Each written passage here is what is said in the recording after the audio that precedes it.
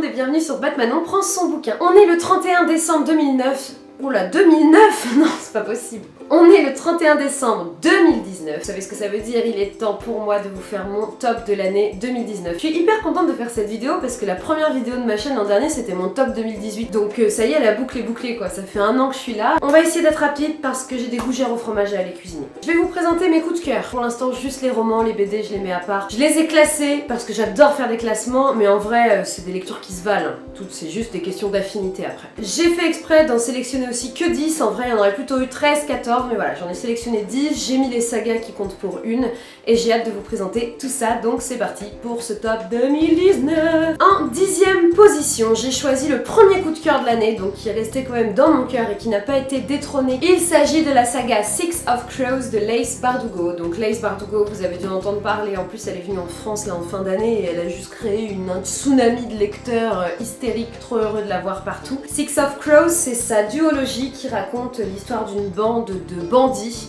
qui vont avoir une sorte de mission impossible à réaliser. C'est hors la loi, ces bandits ont chacun des talents très spécifiques, ce sont des garçons et des filles, ce sont de jeunes adultes, et moi j'avais adoré me plonger dans cet univers parce que c'était hyper bien écrit. J'avais adoré le fait que pour une fois les héros soient pas des gens tout blancs, tout parfaits, quoi, c'est pas manichéen. Surtout le groupe de personnages entre eux fonctionnait hyper bien, je m'en rappelle. Ils étaient 7-8 et les dialogues étaient trop bien écrits. Je me marrais souvent, je me disais putain c'est hyper pertinent, j'avais vraiment beaucoup aimé. Bon et puis on va pas se mentir, il y a aussi Casebreaker. Et Casebreaker c'est un des meilleurs personnages masculins que j'ai vu de ma vie. Il est complexe, il est intéressant, c'est pas le pseudo beau gosse rempli de qualité, il a plein d'autres choses. Et c'est le meneur de la bande et je trouve vraiment que ce personnage enrichit l'intrigue. Je sais pas quoi dire à part que j'avais beaucoup aimé, donc allez-y, lisez-le, c'est une valeur sûre. En 9e position, on change totalement de registre, mais on retrouve une autrice qui était déjà dans mon top de l'an dernier. Et déjà l'an dernier, je m'étais retenue de pas mettre ces deux bouquins, d'en mettre qu'un. C'est le grand retour d'Anna McPartlin avec Du côté du bonheur. Je sais toujours pas comment on prononce son nom, c'est irlandais, c'est vraiment pas simple pour nous français de prononcer vos noms de famille. Anna McPartlin, vous la connaissez, elle est très forte pour aller chercher les émotions bien au fond là et les remuer et faire ressortir en nous plein de choses. Et c'est encore une grande réussite avec Du côté du bonheur qui raconte l'histoire d'une maman qui vit seule avec ses enfants, qui a 2 enfants, et un soir, son adolescent, son fils Jérémy va disparaître. Donc on va suivre cette maman qui déjà est dépassée par le boulot, la gestion, la vie, etc. va essayer de retrouver son gamin. Ça se passe en Irlande dans les années 90, donc l'Irlande n'est pas dans une des meilleures périodes de sa vie. Les classes populaires sont très atteintes par les difficultés financières, les difficultés sociales, et du coup il va y avoir un petit écho à ces problématiques sociétales dans cette quête, dans le fait qu'elle va chercher son fils, et en le cherchant elle va découvrir pas mal d'aspects de sa vie. Moi il m'a bouleversée. J'ai pleuré, mais j'ai pleuré et j'ai vraiment beaucoup aimé et je vous invite à le lire. C'est un condensé d'émotions, c'est très bien écrit et bah c'est trop joli. En 8e position, j'ai choisi de mettre la fameuse trilogie du Telling d'Erika Johansen que j'avais acheté totalement par hasard. Voilà, on va garder le tome 1 dans la main. D'Erika Johansen, je l'avais acheté seulement parce que cette couverture chez Recycle Livre, elle m'avait un peu tapé dans l'œil et que j'avais trouvé le pitch pas mal. Mais je m'attendais à rien d'exceptionnel, je m'attendais à une lecture sympa. Comment vous dire à quel point j'ai été surprise par l'originalité de cette saga et à quel point c'était malin, mais en fait une fois que t'es dedans tu peux pas la lâcher. C'est l'histoire d'une jeune fille qui a été cachée dans une forêt pendant des années et qui en fait est la prétendante au trône. En fait c'est l'héritière du trône et elle a été cachée là parce que ses parents ont été assassinés. Et que du coup c'est son oncle qui est le régent, qui règne, et là voilà, elle a 17 ans et c'est l'heure pour elle de retourner sur son trône. La garde rapprochée de sa mère, qui est restée loyale à sa mère jusqu'à la mort, vient la chercher et on essaye de la ramener au royaume le plus rapidement possible avant qu'il y ait des problèmes sur la route et que des gens se rendent compte que c'est elle. Ça, c'est le pitch de début. C'est que dès son arrivée au royaume, va se passer un événement de ouf. Ça va chambouler la vie des gens, que ce soit de la haute ou de la basse société, les croyances, la manière de régner. Et en fait, c'est ça qui est fort. C'est que c'est un bouquin qui parle de la manière de mener un pays et de qu'est-ce qu'un dirigeant doit être pour le bien de son peuple. Cette héroïne, Elissa, elle va avoir plein de choix à faire. Elle va faire des erreurs, évidemment, on ne devient pas souverain du jour au lendemain juste parce que c'est nous l'enfant d'eux. Et moi j'ai beaucoup aimé ce personnage principal parce que c'est pas un canon de beauté, c'est une nana assez lambda, mais voilà, c'est la reine du royaume. et elle arrive dans un royaume, mais dans un état. Mais qu'est-ce qu'il a foutu son oncle pendant 17 ans? Je vous le demande. Évidemment, il y a aussi des conflits géopolitiques avec d'autres royaumes, évidemment, il y a des conflits internes, évidemment, elle va devoir régler tout ça avec l'aide de sa garde rapprochée et de plein d'autres personnages qui vont apparaître au fil du temps. C'était très bien écrit, il y a plein de rebondissements, on s'ennuie pas. Le seul truc moi qui m'avait un peu laissé sur ma faim, c'est la fin justement, juste parce que je m'attendais pas du tout à ça, donc vous me direz c'est plutôt un bon point. Mais là, je me suis dit, oh, ok, mais moi ce que j'avais imaginé, ça me plaisait plus. J'ai trop de livres. J'ai trop de livres. En 7ème position, pas de surprise, dès le moment où je savais que le tome 3 sortait en 2019, je savais qu'il allait être dans mon top des lectures 2019, il s'agit évidemment du tome 3 de la saga La Faucheuse de Neal Shusterman. Je vous présente vraiment hyper rapidement l'histoire de la faucheuse parce que je vous l'ai déjà raconté 10 fois et que je suis sûre que toutes les chaînes que vous regardez vous en parlent. On est dans le futur, la mort n'existe plus, tu ne peux plus mourir de mort naturelle. Même si tu meurs d'un accident, il y a un centre de résurrection pas loin qui t'emmène et qui te ressuscite. C'est pas beau le progrès? Le seul moyen de faire que la planète Terre ne soit pas explosée par l'implosion démographique de cette absence de mort, c'est les faucheurs. Les faucheurs, c'est une communauté de personnes qui sont désignées pour aller assassiner les gens régulièrement. Et nous allons suivre l'histoire de Maître Falloway, un des plus grands faucheurs de son temps, qui va essayer d'avoir un apprenti, donc il va prendre 2 apprentis, un garçon et une fille, et il va leur apprendre son métier. Dans cet univers complètement farfelu et futuriste, qui au final n'est pas si farfelu que ça. Dans le tome 3, un nouveau personnage arrive, il s'agit du Glas, et ça va encore donner une toute autre dimension à cet univers, mais qui est d'une originalité, et qui est tellement critique de notre société et notre mode de vie, disant c'est un univers complètement farfelu, on ne pourra jamais en arriver là, mais sincèrement, quand on voit à quel point l'être humain peut être stupide, moi je serais pas étonnée. Tout est possible et ça pose vraiment une grande question critique de la présence humaine et de l'humanité en général, et j'ai adoré. Et en plus on se marre, et il y a un méchant qui est insupportable, donc on prend plaisir à le détester, et il y a plein de rebondissements, plein de personnages, tous très différents et très originaux, et donc c'est pour ça que La Faucheuse a un succès pareil, et c'est vraiment génial, et j'étais hyper triste que ce soit fini, parce qu'à chaque fois que j'en lis un, je me marre bien, je passe un super bon moment, et d'ailleurs je les engloutis, lui je l'ai lu en moins de 2 jours. En 6ème position, la saga qui mérite cette place est Les Sorcières du Clan du Nord. Déjà, vous avez vu la beauté de ses couvertures. Ensuite, Gallimard Jeunesse a fait très très fort avec cette saga, car c'est une saga de sorcières. Et jusque là, vous allez me dire, encore? Ouais, mais justement, là, ils ont réussi à faire de cette saga un univers génial avec des sorcières comme on les aime, c'est-à-dire de vraies sorcières, celles qui tranchent les têtes des rats pour les mettre dans des potions, celles qui prient les étoiles et les animaux et l'esprit de la nature. Toutes ces sorcières-là qu'on adore, eh bien elles sont dedans. Clarée, c'est une jeune sorcière qui est nue en magie, et pourtant elle vient d'une famille de sorcières hyper célèbres et connues. Et du coup, il y a même une prophétie comme quoi sa cousine, genre c'est la future reine de toutes les sorcières du monde. Et elle se sent pas à sa place, elle est vachement mise à part par les doyennes, par ses camarades sorcières, parce qu'évidemment elle vit entre femmes, on est dans un matriarcat total. Poppy, elle c'est tout le contraire, c'est une ado lambda comme on en connaît plein de nos jours. Mais pareil, elle se fait pas de potes, elle est pas à sa place, elle se sent différente, et même avec ses parents ça se passe très mal. Voilà, sa maman est en hôpital psychiatrique parce qu'elle est mal dans sa peau, son père a du mal à nouer une relation avec elle. Donc c'est une jeune fille très isolée et très malheureuse, et ces 2 jeunes filles en fait vont ensemble créer une relation qui va être forte et essentielle pour elle, sans se dire que l'une est sorcière, l'autre humaine, voilà, elles vont juste se rencontrer. Vous voyez arriver l'élément qui va tout bouleverser, que c'est charmant en fait. Il n'y a pas d'autre mot tellement que c'est charmant, c'est bien écrit, l'histoire est belle, les relations humaines entre tous ces personnages sont fortes, dans le sens où elles sont aussi critiquables qu'admirables. Il y a vraiment tout un univers prophétique, mais bien mené, vous savez, parce que les prophéties, il y en a dans tous les bouquins fantastiques, à un moment donné, on en a marre. Ça parle beaucoup aussi de la construction de l'identité à l'adolescence, et c'est bien mené aussi, parce que ça c'est pareil, dans les young adultes, on parle beaucoup des ados et des problématiques des ados, mais c'est souvent rempli de clichés, ou voire tiré par les cheveux, et là j'ai trouvé ça très très bien. C'est vachement politique, quand vous aimez la nature, les grands espaces, tout l'univers un peu Wicca et compagnie, c'est pour vous. En plus, je ne sais même pas s'il va y avoir un tome 3, parce que la fin est très belle et très bien comme elle est, mais elle est ouverte. Du coup, je suis dans un suspense. Donc bon, Les Sorcières du Clan du Nord, 6ème place, vous méritez grandement cette place. Bon, on a fait les 5 premiers bouquins, là on arrive dans les 5 derniers. Donc là on arrive dans de la méga pépite. Et le premier livre des méga pépites, c'est Les Oubliés du dimanche de Valérie Perrin. Est-ce que j'ai encore besoin de vous dire que Valérie Perrin est ma découverte de l'année? Les Oubliés du dimanche, c'est l'histoire de Justine, elle a 21 ans, elle travaille comme infirmière dans un EHPAD. Et voilà, elle a une vie de famille assez compliquée parce que ses parents sont décédés quand elle était petite, les deux dans un accident de voiture, et du coup elle et son frère ont été élevés par leurs grands-parents. Justine, elle a une vie très calme et ce qu'elle aime faire en fait c'est écouter la vie des résidents dont elle s'occupe. Il y a surtout une résidente qui a vécu pendant la Seconde Guerre mondiale et qui va lui raconter son histoire. Justine va donc être une oreille attentive et une amie pour cette femme, elle va découvrir des éléments de son histoire à elle, et elle va apprendre des choses.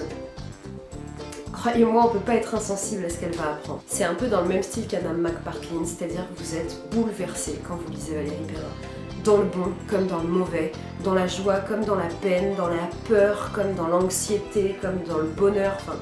C'est vraiment l'être humain dans toute sa complexité et dans tout ce qu'il a et dans tout ce qu'il ressent. Et les personnages, c'est pas des personnages, ça peut être des gens que tu rencontres dans la rue tellement qu'ils sont bien écrits, tellement que leur caractère est complexe et fidèle à l'espèce humaine, tellement que leur histoire, tu te dis mais non, c'est pas possible, elle peut pas apprendre ça sur sa vie. Mais si, parce que dans la vie de tous les jours, partout, il se passe des histoires incroyables. Enfin, je sais pas, je suis autant triste que heureuse quand je parle de ce livre, parce que waouh quoi. Voilà, ce sera mon argument pour conclure, waouh. Une autre méga pépite, qui clairement aurait pu être numéro 1, mais comme tous, hein. Mais celle-là, vraiment, elle n'est pas numéro 1 parce que pas de bol, j'ai lu 3 autres bouquins qui selon moi le méritaient plus, mais c'est une des meilleures lectures de ma vie. Et ce livre n'est autre que Le Gang des rêves de Luca Di Fulvio. On est dans les années 20 à New York et il y a un jeune homme qui vit dans les quartiers un peu de la pègre, vous voyez, il y a tous les... Là-bas pour survivre, t'as le choix entre te prostituer quand t'es une femme ou être dans la magouille quand t'es un mec. Ce jeune garçon il s'appelle Christmas et sa mère c'est une réfugiée italienne, une immigrante italienne qui est venue aux États-Unis pour vivre le rêve américain et qui évidemment va se retrouver dans la misère totale comme la majorité des gens. Christmas, ce petit, on va suivre en fait toute sa vie, de son enfance à son entrée dans l'âge adulte. Christmas, son rêve, c'est d'avoir un gang et d'être genre le plus grand des chefs de gang. Du coup, petit, il va se créer un gang, les Diamond Dogs, et surtout, il va un jour trouver une petite fille de son âge qui s'appelle Rose dans la rue et qui est entre la vie et la mort, et il va s'en occuper, et son objectif, ça va être d'être repéré par Rose toute sa vie. C'est un livre qui est dur, attention, âme sensible, il faut pas vous abstenir parce que moi, si moi j'ai pu le lire, vous pouvez le faire, mais voilà, il faut vous préparer à des scènes dures. Parce que quand je vous dis la misère, on est dans la misère. Et ça sous-entend toutes les atrocités humaines que la misère engendre. Et c'est tellement beau, mais tellement beau, tellement bien écrit là, la plume de Luca Di Fulvio. Mais c'est bien d'avoir des belles histoires, mais quand en plus le vocabulaire et les tirades sont belles. Mais en fait c'est ça la littérature je crois. Pour moi une belle œuvre littéraire c'est pas un livre qui s'est inscrit dans le temps et où plein de grands spécialistes ont dit oh oui c'est une œuvre littéraire, tout le monde devrait la lire. Non, c'est un livre qui touche là où il faut toucher les êtres humains et celui-là il est fait pour ça. Qu'importe vos goûts, qu'importe votre vie, votre passif, vos valeurs, votre culture, vous serez touché par cette histoire. Donc, allez-y, c'est bon, je vous le dis. Lisez-la. Le soleil se couche, ça veut dire que l'heure des gougères s'approche, donc il va falloir que je m'active un peu. Et on arrive sur le podium. En 3e place, vous trouvez Shades of Magic de Vi Ishwa. Voilà, Shades of Magic, c'est un univers donc fantastique qui est génial, qui m'a accompagné une bonne partie de l'année parce que faut quand même les avaler, c'est pas vaste. Avec des personnages que j'ai beaucoup aimés, il y a un quatuor de personnages qui sont dans mon cœur pour toujours. Shades of Magic, donc, raconte l'histoire de Kel. Kel, c'est un personnage très particulier dans cet univers parce que c'est un Antari. Et en fait, les Antari, il y en a un par monde. Et là, vous allez me dire, comment ça par monde? En fait, Kel vit à Londres, mais dans le Londres rouge. Et il existe des Londres parallèles. Le Londres blanc, où la magie est en train de disparaître et où du coup les gens s'entretuent. Le Londres gris, qui est notre Londres à nous, où il n'y a pas de magie. Et le Londres noir, qui n'existe plus parce que la magie noire a tout détruit sur son passage. Kel vit donc dans le Londres rouge, qui est le Londres qui ressemble le plus au nôtre, mais avec de la magie partout.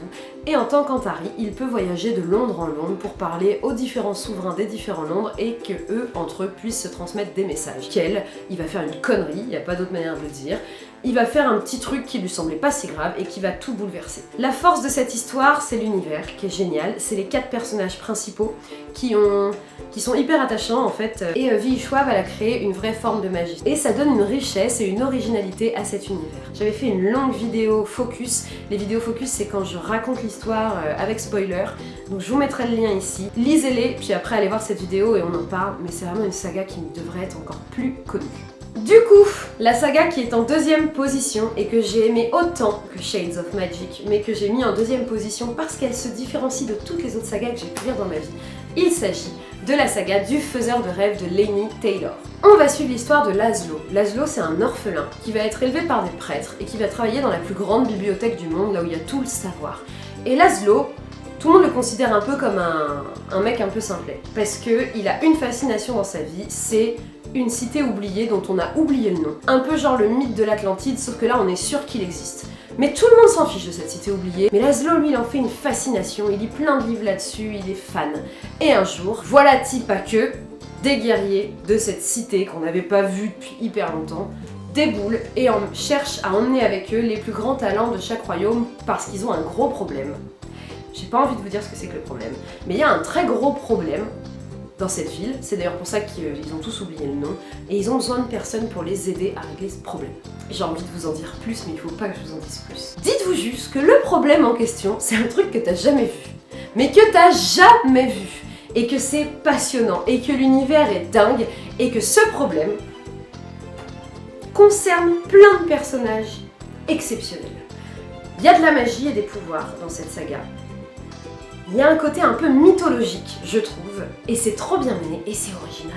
Original! Oh, j'ai envie de vous en dire plus. Bon, dites-vous juste qu'il y a des personnages qui ont des pouvoirs, qui sont très surprenants, qui ont des pouvoirs très surprenants, qui vont être essentiels à la trame, que vous allez adorer, qui vont vous effrayer autant que vous allez les aimer, et qui vont rencontrer Laszlo d'une manière ou d'une autre.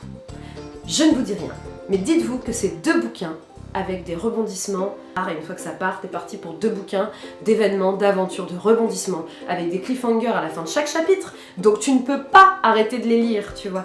Et en plus, il y a une problématique, parce que tu vas découvrir c'est quoi le problème de la cité, tu vas voir comment est-ce qu'ils vont tous ces chercheurs, ces talents-là, essayer de le résoudre. Ah, c'est horrible de pas pouvoir vous en dire plus, mais si je vous le dis, je vous gâche la surprise, et moi j'ai tellement ouvert le bouquin et fait non, c'est ça, hein. Mais c'est trop original, c'est trop dingue d'avoir cette idée-là. Je pourrais pas vous en dire plus, j'ai trop envie, mais voilà, je dirai rien, promis, je vous dis rien. Et ceux qui veulent m'en parler, on en parle en MP pour pas spoiler les autres, mais voilà, c'est la meilleure saga de l'année, et je pense que le jour où je vais retrouver une saga qui dépasse le faiseur de rêves, c'est pas près d'arriver. Voilà.